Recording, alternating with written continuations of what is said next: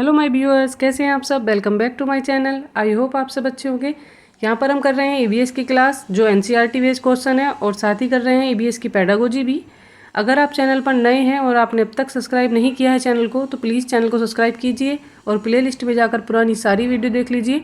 इस चैनल पर करते हैं हम pedagogy, EVS, Hindi, English and math भी, जो सीटेट पर प्राइमरी एंड अपर दोनों लेवल के लिए होता है। ईवीएस करा रहे हैं हम प्राइमरी लेवल का। चलिए देर न करते हुए आते हैं क्वेश्चन नंबर 1 पर। ये क्वेश्चन है एनसीईआरटी बेस्ड, यहाँ से 100% क्वेश्चन पेपर में आते हैं। चलिए देख लेते हैं क्वेश्चन नंबर 1 क्या कह रहा है। किसी व्यक्ति की बात हो रही है और वह क्या कर रहा है, किसी ग्रामीण की जीवन शैली का प्रेक्षण करते हुए उसने क्या किया है, वह बता रहा है कि यहाँ का रहना सहना क्या है, साधारण है, और लोग क्या करते हैं, टैपियोका जैसी वस्तुओं को और नारियल के पेड़ को अपने घर के आंगन में ही उगाते हैं और इससे बने खाने को चाव के साथ खाते हैं। तो टैपियोका कहाँ पर मुख्यतः उगाया जाता है, चलिए ऑप्शन देख लेते हैं। केरल, असम, तेलंगाना या ओडिशा। तो यहाँ पर जो बात हो रही है टैपियोका की, तो आप सभी को पता होगा टैपियोका उगाया जाता है मुख्यतः केरल में, और केरल का ही खाना है। यहाँ पर नारियल की चटनी के साथ टैपियोका को बहुत शौक से खाया जाता है। तो इसी के साथ ऑप्शन नंबर 1 करेक्ट हो जाएगा। आते हैं क्वेश्चन नंबर 2 पर। 2 में बात हो रही है मिजोरम के जंगलों में की जाने वाली झूम खेती के बारे में। ऑप्शंस दिए हैं। यहाँ पर क्या होता है, एक फसल को कटने के पश्चात क्या करते हैं, भूमि को खुला छोड़ देते हैं और कुछ वर्षों तक उस पर कुछ नहीं उगाया जाता। ये बात बिल्कुल सही है झूम खेती के बारे में। इस भूमि पर उगने वाले बांसों और खरपतवार को काटकर जला दिया जाता है, तो ये बात भी बिल्कुल सही है। इसके पश्चात बीज बोने से पहले भूमि को गहरा जोता जाता है, तो भूमि को गहरा जोता नहीं जाता है। यहाँ पर किसी भी तरह के उपकरण के उपयोग नहीं किए जाते हैं। रासायनिक उर्वरकों और जो पीड़ानाशी कीटनाशक होते हैं उनका आवश्यकता अनुसार प्रयोग किया जाता है, तो ये भी गलत है। वहाँ पर कोई कीटनाशक का उपयोग नहीं किया जाता है। ये ऑर्गेनिक नेचुरल खेती होती है। ऑप्शन नंबर आगे देख लेते हैं। ई दिया है। ई में दिया है एक ही खेत में भिन्न भिन्न प्रकार की फसलें जैसे मक्का, चावल, मिर्च और सब्जियों को एक साथ उगाया जाता है। ये कथन भी बिल्कुल सही है। तो यहाँ पर ऑप्शन देख लेते हैं क्या दे रखे हैं, ए, बी और सी। बी तो सही है, पर सी वाला ऑप्शन जिसमें आ जाएगा वो गलत हो जाएगा। तो देख लीजिए, बी में भी सी दे रखा है और सी ऑप्शन में भी सी दे रखा है, तो ये गलत हो जाएगा। यहाँ पर जो राइट ऑप्शन है वो हो जाएगा हमारा ए, बी और ई। यहाँ पर क्या करते हैं, फसलों को काटने के बाद कुछ समय तक खाली छोड़ देते हैं, वहाँ पर कुछ नहीं उगाते, और जो खरपतवार को काटते हैं, बांसों को काटते हैं, उसको जला दिया जाता है। उसकी राख खाद का काम करती है यहाँ पर। और क्या करते हैं, यहाँ पर भिन्न भिन्न फसलों को एक साथ ही उगाया जाता है। मिश्रित खेती बोलते हैं, मिक्स खेती बोलते हैं यहाँ पर, जो की जाती है एक साथ मक्का, चावल और मिर्च को उगाया जाता है। तो इसी की वजह से ऑप्शन नंबर डी जो है वो करेक्ट हो जाता है। D is the right answer. चलिए आते हैं नेक्स्ट क्वेश्चन पर। क्वेश्चन नंबर है 3। यहाँ एक पैराग्राफ दिया जाता है, बिल्कुल एनसीईआरटी बेस्ड क्वेश्चन है। एनसीईआरटी की बुक में इसी तरह से दिया रहता है, तो चलिए इसको पढ़ लेते हैं। काले काले मोती जैसी छोटी सी पर गोल हूँ, बारीक पिसी या दरदरी में तीखे स्वाद वाली हूँ, मीठे और नमकीन में दोनों में डाली जाती हूँ, सोचो सोचो कौन हूँ मैं, जल्दी बोलो कौन हूँ मैं। यहाँ पर पूछा जा रहा है ये किसके बारे में बात हो रही है। चलिए ऑप्शंस देख लेते हैं क्या है। काली मिर्च है, ये इलायची है, सरसों है या लौंग है, तो तीखी है और गोल है, मोती जैसी है। तो ये बात हो रही है यहाँ पर काली मिर्च की। आप पहचान ही गए होंगे, मसालों में आती है, ये मसाला होती है एक तरह का। तो यहाँ पर जो राइट ऑप्शन हो जाएगा वो हो जाएगा हमारा ऑप्शन नंबर ए। चलिए आते हैं इसी के साथ नेक्स्ट पर। बात होती है यहाँ पर क्वेश्चन नंबर 4 की। निम्नलिखित में से कौन सा अपनी मादा को उसकी गंध से कई किलोमीटर दूर से पहचान लेता है। तो ऐसा कौन होता है जो अपनी मादा को कई किलोमीटर दूर से पहचान लेता है। फीमेल की बात हो रही है कि फीमेल को उसकी खुशबू से ही पहचान लेता है। चलिए देख लेते हैं कौन है।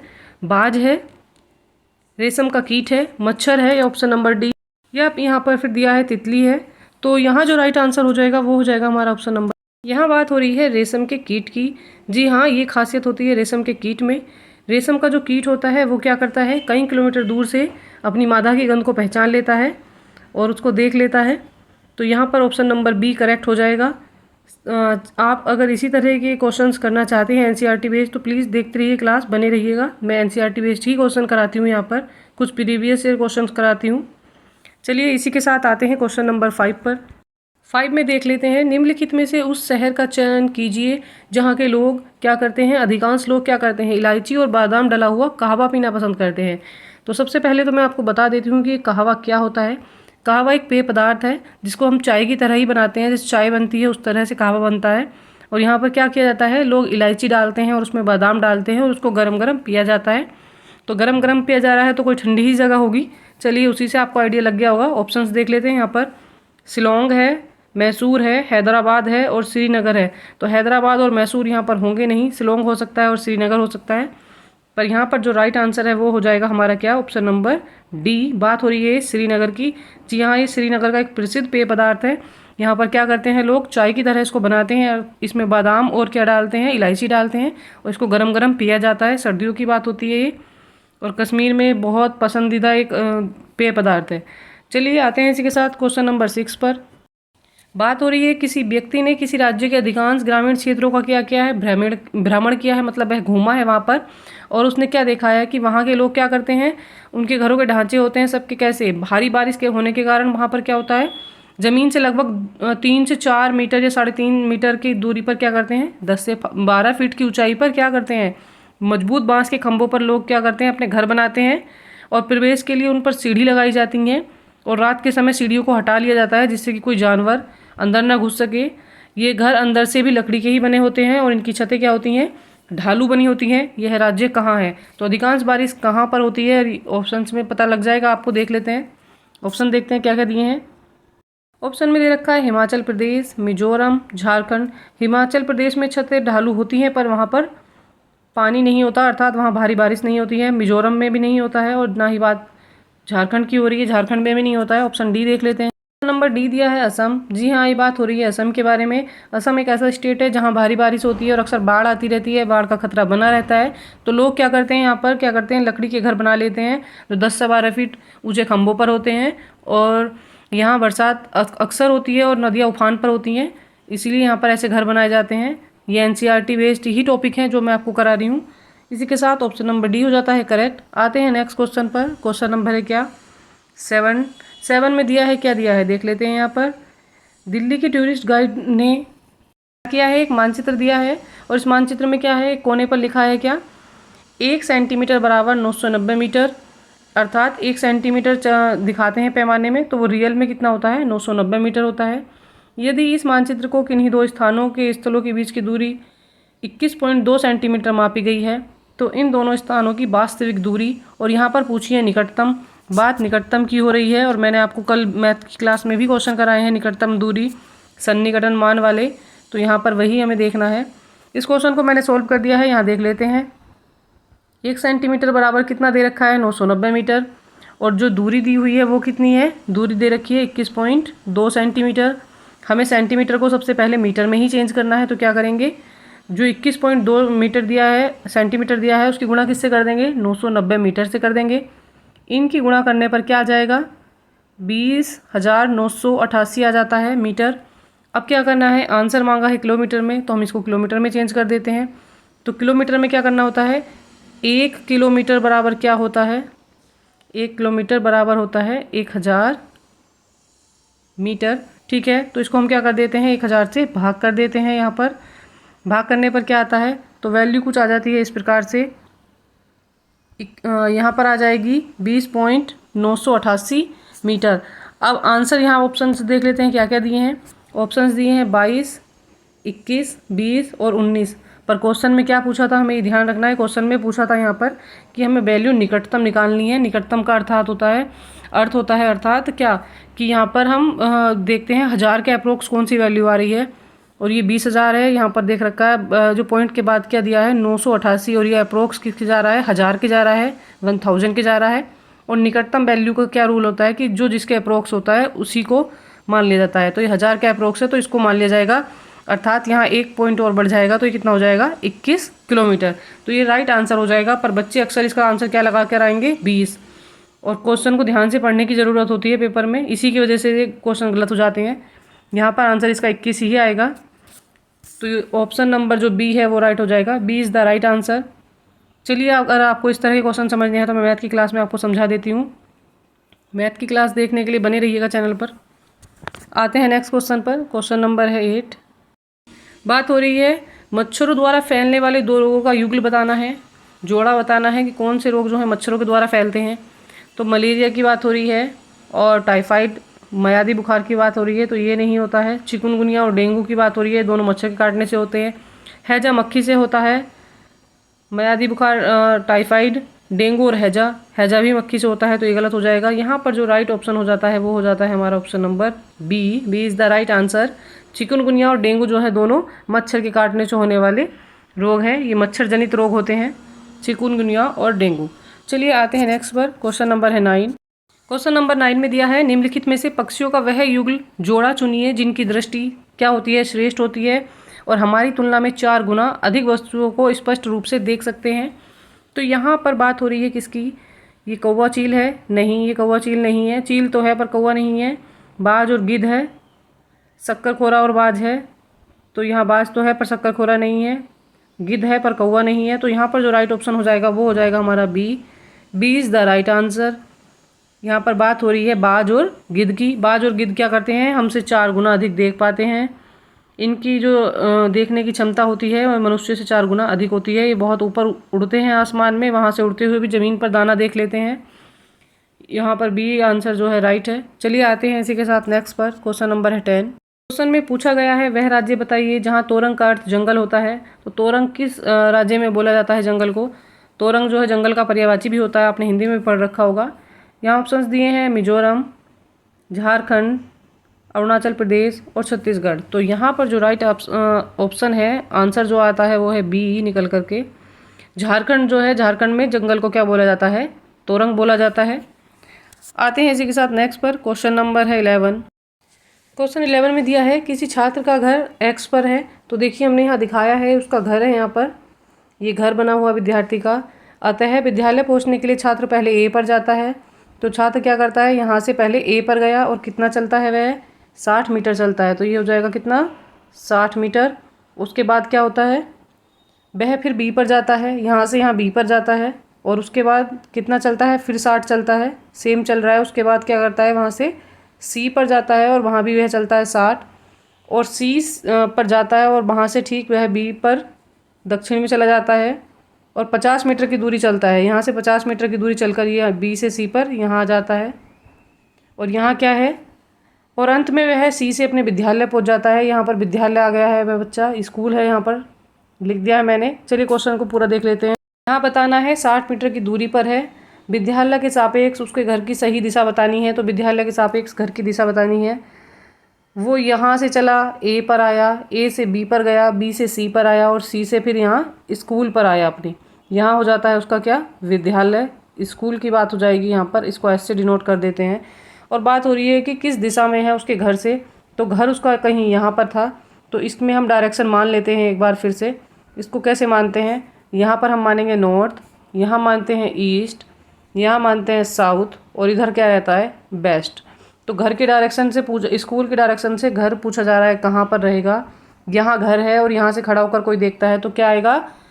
यहाँ से डायरेक्शन लगती है तो क्या लगती है? नॉर्थ, और क्या हो जाती है ये? उत्तर और पश्चिम हो जाती है। ये हो जाएगी नॉर्थ और वेस्ट, तो उत्तर और पश्चिम।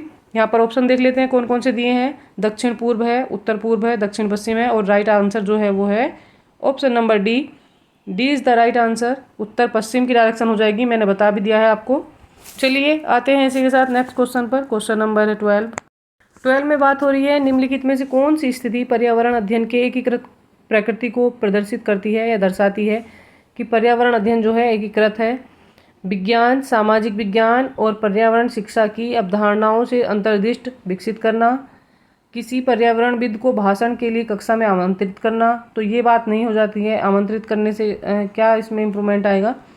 विज्ञान व सामाजिक विज्ञान के अलग अलग शिक्षकों के भाषण के लिए आमंत्रित कर रहे हैं, ये बात भी सेम ही है। ऑप्शन डी में देख लेते हैं, विज्ञान व सामाजिक विज्ञान के अलग अलग पाठ की योजना बना रहे हैं, तो ये भी गलत हो जाएगा। यहाँ पर जो राइट आंसर हो जाएगा, एकीकृत की बात हो रही है, अर्थात ये सभी एक ही तरह की शिक्षा देते हैं, एक ही बात कहते हैं। तो ये हो जाता है विज्ञान, सामाजिक विज्ञान और पर्यावरण शिक्षण की अवधारणाओं से अंतर्दृष्टि विकसित करना। ये एकीकृत का जो प्रकृति है उसको दर्शा रहा है पर्यावरण अध्ययन के लिए। तो यहाँ पर ऑप्शन नंबर ए करेक्ट हो जाता है। आते हैं इसी के साथ नेक्स्ट पर। क्वेश्चन नंबर है 13। 13 में देख लेते हैं क्या दिया है। निम्नलिखित में से पर्यावरण अध्ययन पुस्तक में पहेलियों को सम्मिलित करने के उद्देश्य को पहचानिए। पर्यावरण अध्ययन की क्या करते हैं, पर्यावरण अध्ययन में क्या करते हैं, पहेलियों को जो है पुस्तक में शामिल किया जाता है। तो क्यों किया जाता है, ऑप्शंस देख लेते हैं। ऑप्शन में दिया है विद्यार्थियों के मन को भ्रमित करने के लिए, गलत बात हो जाती है, मन को भ्रमित करना नहीं होता है। बी, विद्यार्थियों को खेल खिलाने के लिए, ये बात भी गलत हो जाएगी। विद्यार्थियों के मन को भ्रमित करना और स्वयं आनंदित होना, ये बात भी गलत हो जाएगी। विद्यार्थियों को भ्रमित नहीं करना बल्कि उनके ज्ञान को विकसित करना है, विकास करना है। यहाँ पर डी ऑप्शन करेक्ट हो जाता है। विद्यार्थियों में तर्क क्षमता का विकास करना, उनको विकसित करना, तर्क क्षमता बढ़ जाएगी इससे अगर बच्चे पहेलियों का जवाब देंगे तो। चलिए आते हैं इसी के साथ नेक्स्ट पर। क्वेश्चन नंबर है 14 में दिया है, रीमा ने अपने विद्यार्थियों को देश के विभिन्न भागों में मनाए जाने वाले त्योहारों के उत्सव पर जानकारी एकत्र करने के लिए नियत कार्य दिया है और उन्हें कक्षा में प्रदर्शित करने के लिए कहा है। इस कार्यकलाप का क्या उद्देश्य है? उसने क्या किया है कि देश में जो विभिन्न त्यौहार मनाए जाते हैं उनके बारे में जानकारी इकट्ठा करो और क्या करे, इस क्रियाकलाप को अपनी कक्षा में प्रदर्शित करे, सबको दिखाए। तो यहाँ पर जो ऑप्शंस दिए हैं वो दिए हैं, देश के सर्वाधिक लोकप्रिय त्योहारों के विषय में जानना, हमारे देश में संस्कृति की विविधता के विषय में विद्यार्थियों को संवेदनशील बनाए रखना। यहाँ पर दिया है ऑप्शन नंबर दिया है सी, हमारे देश में मनाए जाने वाले विभिन्न त्योहारों का एक रिकॉर्ड बनाना। रिकॉर्ड बनाने की बात नहीं हो रही है, सबके सामने प्रदर्शित करने के लिए बोला जा रहा है। लोकप्रिय बनाना भी यहाँ पर सही नहीं होगा, बच्चे कैसे लोकप्रिय बनाते हैं, वो तो संस्कृति चली आ रही है जो लोकप्रिय हैं त्यौहार। विभिन्न त्योहारों को उत्सव के रूप में मनाने के लिए विद्यार्थियों को प्रेरित करना, ये बात सही हो सकती है, पर यहाँ पर एक ही ऑप्शन पूछा गया है तो जो सबसे सूटेबल और राइट है वो हो जाता है हमारा ऑप्शन नंबर बी। हमारे देश में संस्कृति की विविधता के विषय में क्या करना है, विद्यार्थियों को संवेदनशील बनाना है। उन्हें पता होना चाहिए कि हमारे देश में भिन्न भिन्न जातियों के लोग रहते हैं और उनका संस्कृति के लोग रहते हैं और उनके त्यौहार जो होते हैं वो भी अलग अलग होते हैं और उनको कैसे सेलिब्रेट किया जाता है। तो विद्यार्थियों को इस चीज़ के बारे में पता होना चाहिए, संवेदनशील होना चाहिए, ये जानकारी विद्यार्थियों को मिले, इसके लिए टीचर ऐसा कार्य कर रही है। ऑप्शन नंबर बी करेक्ट हो जाता है। इसी के साथ आते हैं नेक्स्ट पर। क्वेश्चन नंबर है यहाँ पर 15। बात हो रही है 15 में, तो क्या बात हो रही है, आरती जो है विद्यालय में ईवीएस की एक प्रदर्शनी का आयोजन करना चाह रही है, उसने किया है। आपके अनुसार निम्नलिखित में से कौन सा उपयुक्त उद्देश्य है, वह क्या उद्देश्य उससे अपना सिद्ध करना चाह रही है? विद्यार्थियों और माता पिता को संतुष्ट करना चाह रही है या विद्यार्थियों और रचनात्मक प्रवृत्ति को निर्दिष्ट करना चाह रही है? ऑप्शन नंबर बी में दिया है, विद्यार्थियों में रचनात्मक प्रवृत्ति को निर्दिष्ट करना चाहती है। प्रधान अध्यापक को सहकर्मियों को प्रसन्न करना चाह रही है कि हमारे प्रधान अध्यापक जो है वो उससे प्रसन्न हो जाए। विद्यार्थियों को भावी पेशे के लिए विकल्पों के लिए प्रशिक्षण देना चाह रही है। वह चाह रही है कि बच्चे क्या करें, भविष्य में उन्हें कोई ना कोई व्यापार करना है, कुछ कार्य करना है, उसके लिए तैयार कर रही है, प्रशिक्षण देना चाहती है। तो यहाँ पर ऐसा कुछ नहीं किया जा रहा है। यहाँ पर जो आंसर करेक्ट हो जाता है वो हो जाएगा हमारा ऑप्शन नंबर बी। विद्यार्थियों में क्या कर रही है, वह रचनात्मक प्रवृत्ति को निर्दिष्ट करना चाह रही है। बच्चे चाह रही है कि बच्चे जो हैं वो रचनात्मक प्रवृत्ति के हो जाएं, वो सोचें, समझें और कार्य को करें और चीज़ों को देखकर अच्छे से सीखें, इसलिए प्रदर्शनी का आयोजन कर रही है। वहाँ पर बच्चे जाएंगे तो अपनी रुचि के अनुसार सीखेंगे, उनमें दिलचस्पी पैदा होगी और जानेंगे कि प्रदर्शनी में क्या क्या चीज़ें दिखाई जा रही हैं, क्या रियल लाइफ में भी ऐसी चीज़ें होती हैं। अगर वो ऐसी वस्तुओं को रियल लाइफ में देखते हैं तो उसको रिलेट कर पाएंगे और अपने ज्ञान को विकसित कर पाएंगे, अर्थात उनके ज्ञान की रचनात्मक प्रवृत्ति निर्दिष्ट हो जाएगी। तो यहाँ पर जो ऑप्शन नंबर बी है वो हो जाता है करेक्ट। इसी के साथ आज की क्लास भी हो जाती है कंप्लीट।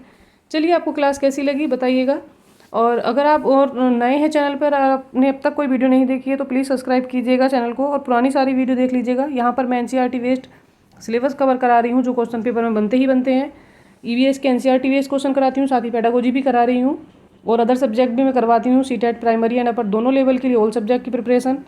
चैनल को सब्सक्राइब कीजिएगा और बने रहिएगा मेरे साथ अच्छी तैयारी के लिए।